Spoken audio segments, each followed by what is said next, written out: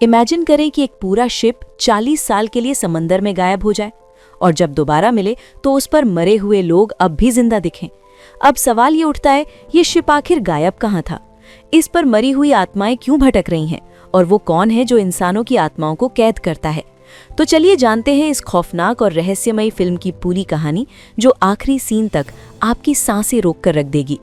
कहानी की शुरुआत होती है सन 1962 से, जहां हमें पैसिफिक ओशन के बिल्कुल बीचों बीच एक बहुत ही बड़ा शिप दिखाया जाता है, जिसका नाम एंटोनिया गजा है। इस शिप पर टोटल 600 पैसेंजर्स मौजूद हैं, जो न्यूयॉर्क की तरफ जा रहे हैं। इस शिप में पार्टी चल रही होती है, जहां एक बहुत ही खूबसूरत सिंगर गाना गा रही होती है और सभी लोग उस सिंगर के गाने को एंजॉय करते हुए मजे से डांस कर रहे होते हैं। शिप पर मौजूद सभी लोग बहुत ज्यादा खुश थे, लेकिन इन्हें पता नहीं था कि कुछ ही मिनट बाद उनके साथ कुछ ऐसा होने वाला है जिसके बारे में सोचने से भी डर लगता है। तभी हम देखते हैं कि एक आदमी इंजन रूम से एक लीवर ऊपर की तरफ उठाता है। लीवर के ऊपर उठते ही एक तेज नुकीला वायर टाइट होकर सब लोगों के आर पार चला जाता है। देखते ही देखते सब लोगों के बॉडी के 2 टुकड़े होने लगते हैं। ये एक बहुत ही दर्दनाक और खौफनाक माहौल था, जहां चारों तरफ खून ही खून फैला हुआ था। एक बच्ची जिसका नाम केटी है, वो बच जाती है क्योंकि उसकी हाइट कम थी, जिस वजह से वायर उसके सिर के ऊपर से होता हुआ गुजर जाता है। इसके बाद हमें पूरे 40 साल के बाद का सीन दिखाया जाता है, जहां हम कुछ लोगों को देखते हैं जो एक टग बोट की मदद से एक बड़े शिप को खींच कर ले जा रहे होते हैं। तभी अचानक वो पुराना शिप डूबने लगता है। ये देखकर ग्रुप का लीडर अपनी टीम में से एक लड़की, जिसका नाम मर्फी है, उसे उस पुराने शिप पर भेज देता है, ताकि मर्फी उस पुराने शिप को जिस वायर से बांध कर ले जाया जा रहा था उसे आज़ाद कर दे। वरना अगर ये पुराना शिप डूब गया तो उसके साथ साथ इनकी ये टग बोट भी डूब जाएगी। मर्फी जब उस पुराने शिप पर पहुंचती है तो उसे पता चलता है कि पुराने शिप के निचले हिस्से में दरार पड़ चुकी है, जिस वजह से शिप में तेजी से पानी भरता जा रहा है और अगले 5 मिनट में ये शिप पानी में डूब जाएगा। मर्फी ये बात तुरंत अपनी टीम के लीडर को बताती है। ये सुनकर टीम का लीडर मर्फी को ऑर्डर देता है कि जिस वायर से हम इस शिप को खींच रहे हैं उस वायर को आज़ाद कर दो और फौरन वहां से निकलकर हमारे पास डक बोट पर पहुंचो, क्योंकि हम इस पुराने शिप को छोड़कर जाने वाले हैं। तभी टीम के 2 और साथी भी मर्फी के पास पहुंच जाते हैं और वो भी मर्फी को बाहर निकलकर शिप को छोड़ने के लिए कहते हैं। लेकिन इस शिप को ढूंढने में उन्हें पूरे 3 महीने लगे थे, जिस वजह से मर्फी इतनी आसानी से इस शिप को छोड़कर नहीं जाने वाली थी। वो शिप को बचाने के लिए नीचे पानी में कूद जाती है, जिसे देखकर ऊपर बैठे 2 साथी भी औजार लेकर मर्फी के पीछे कूद जाते हैं। ये तीनों जैसे तैसे करके शिप को डूबने से पहले ही उसकी दरार पर वेल्ड करके शिप को डूबने से बचा लेते हैं और इस शिप को ये लोग मार्केट में बेचकर बहुत सारा पैसा बना लेते हैं और ये पैसा टीम का लीडर सभी लोगों में बराबर बराबर बांट देता है। यहीं जैक नाम का एक आदमी इन लोगों पर काफी देर से नजर रखे हुए था और इन सब की बातें चुपचाप सुन रहा था। उसे पता चल जाता है कि ये लोग समुद्र में जो शिप्स गायब हो जाते हैं, ये लोग उन शिप्स को ढूंढ निकालकर मार्केट में बेचकर पैसा कमाते हैं। जैक नाम का वो आदमी इनके पास आता है और इस टीम के लीडर को एक ऐसे शिप के बारे में बताता है जिसमें खजाना छुपा हुआ है। जैक असल में उस शिप की बात कर रहा था जिसे 40 साल पहले एक अनजान आदमी ने लिवर खींचकर सब लोगों को मार दिया था। टीम के लीडर ने भी उस 40 साल पहले गायब हुए एंटोनिया गजा नामी शिप के बारे में सुना था। टीम का लीडर कहता है कि इस शिप को बहुत से लोगों ने ढूंढा, पर आज तक वो शिप किसी को भी नहीं मिला। जैक टीम के लीडर से कहता है कि मुझे पता है कि वो शिप समुद्र के किस हिस्से में है। अगर हम इस शिप को लाकर मार्केट में बेचेंगे तो हम रातों रात अमीर हो जाएंगे। पैसों का नाम सुनते ही ग्रुप के सारे लोग इस मिशन के लिए तैयार हो जाते हैं और अगले ही दिन ये लोग अपने टग बोट में उस एंटोनिया गजा नाम की शिप को ढूंढने निकल पड़ते हैं। कई दिनों के लंबे सफर के बाद ये लोग समुद्र के एक बहुत ही वीरान जगह पर पहुंचते हैं, जहां टीम के एक आदमी को किसी शिप के आसपास होने का सिग्नल मिलता है। ये लोग समझ जाते हैं कि वो शिप जो आज से 40 साल पहले खो गया था वो यहीं कहीं पर है। थोड़ा ही आगे बढ़ने पर इनके सामने एक बहुत ही बड़ा शिप आ जाता है।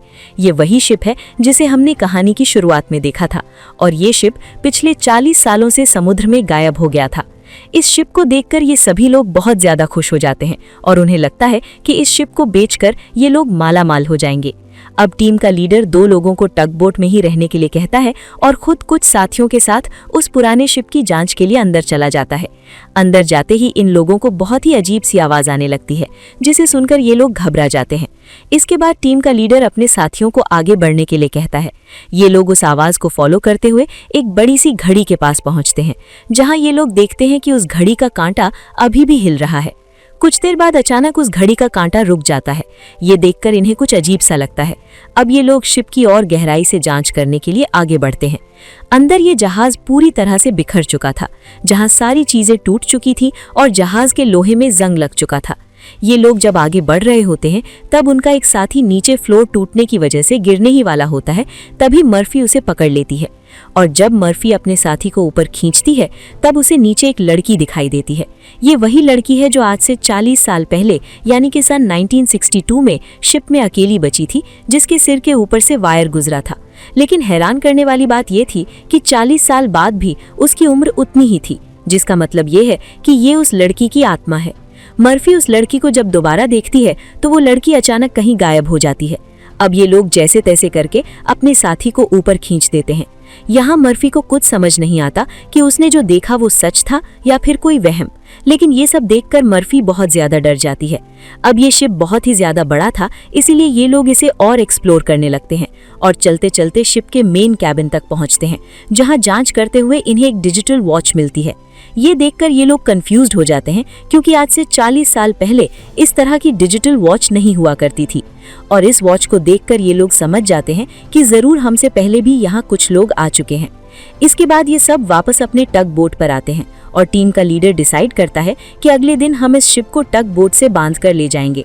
अगली सुबह उन्हें पता चलता है कि शिप में एक बहुत बड़ा होल है, जिसकी वजह से धीरे धीरे शिप पानी में डूब रहा है। टीम का लीडर कहता है कि इस हालत में शिप को टग बोट से बांध कर ले जाना नामुमकिन है, क्योंकि शिप में ढेर सारा पानी जमा हो चुका है। पानी की वजह से शिप का वजन कई गुना बढ़ चुका है। इसीलिए इस पुराने शिप को टग बोट से बांध कर ले जाना एक बेवकूफ़ी होगी। अब ये लोग डिसाइड करते हैं कि पहले हम शिप के होल को रिपेयर करके बंद करेंगे और फिर शिप के अंदर मौजूद सारा पानी निकालकर इसे टग बोट से बांध कर ले जाएंगे। कैप्टन की बात सबको ठीक लगती है, जिसके बाद ये सभी अपने अपने काम पर लग जाते हैं। कुछ साथी शिप के होल को रिपेयर करने में लग जाते हैं और कुछ शिप के अंदर मौजूद खजाना ढूंढने में लग जाते हैं। मर्फी खजाने की जांच में आगे बढ़ते हुए स्विमिंग पूल के पास पहुंचती है। स्विमिंग पूल को देखकर वो हैरान रह जाती है, क्योंकि स्विमिंग पूल पर ढेर सारे गोलियों के निशान थे। अब वो स्विमिंग पूल से जब ऊपर की तरफ आ रही होती है, तभी एक बार फिर से वो लड़की मर्फी के सामने आ जाती है, जिसे देखकर डर के मारे मर्फी वापस नीचे पूल में गिर जाती है। उसका सिर तेजी से स्विमिंग पूल के फ्लोर से टकराता है और खून निकलना शुरू हो जाता है, पर स्विमिंग पूल उसके खून को अब्सॉर्ब कर लेता है। मर्फी एक बार फिर से जब ऊपर देखती है तो वो लड़की वहां नहीं थी और अब वहां पर जैक होता है। जैक मर्फी को स्विमिंग पूल से बाहर निकालने में मदद करता है। बाहर निकलते ही मर्फी जैक से कहती है कि मैंने अभी अभी यहाँ पर एक लड़की देखी है, लेकिन पता नहीं वो अचानक कहाँ गायब हो गई। जैक मर्फी से कहता है कि ये तुम्हारा वहम होगा, यहाँ पर कुछ भी ऐसा नहीं है। इसके बाद ये दोनों आगे बढ़ते हैं और इन दोनों के यहाँ से जाने के बाद स्विमिंग पूल पूरी तरह से खून से भर जाता है। दूसरी तरफ टीम के लीडर को उस पुराने शिप के कैप्टन का रूम मिलता है। टीम का लीडर जब रूम के अंदर जाता है तो रूम काफी बुरी हालत में था। रिसर्च करने पर टीम के लीडर को वहां पर कुछ भी खास नहीं मिलता। जब टीम के लीडर की नजर सामने टेबल पर पड़ती है तो वो देखता है कि टेबल पर एक शराब की बोतल और ग्लास में किसी ने पैक बनाकर रखा है।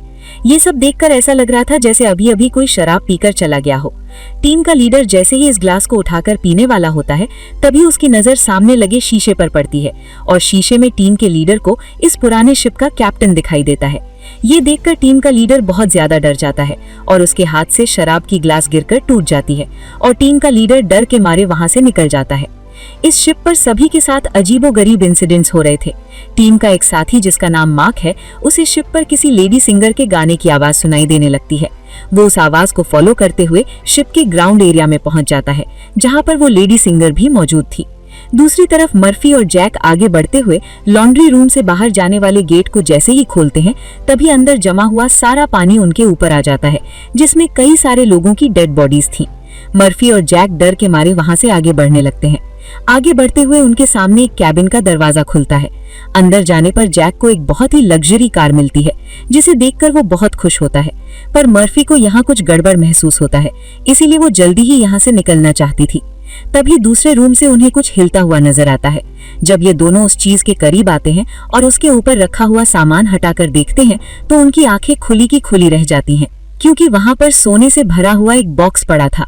ये देखकर मर्फी अपने बाकी साथियों को तुरंत बुला लेती है और जब सब यहाँ पहुँचते हैं तो सामान हटाने पर उन्हें इसी तरह के 9 बॉक्स मिलते हैं और हर एक बॉक्स में 28 गोल्ड प्लेट्स पड़ी हुई थी, जिसे देखकर सभी की खुशी का ठिकाना नहीं रहता, क्योंकि ये सभी रातों रात अमीर हो गए।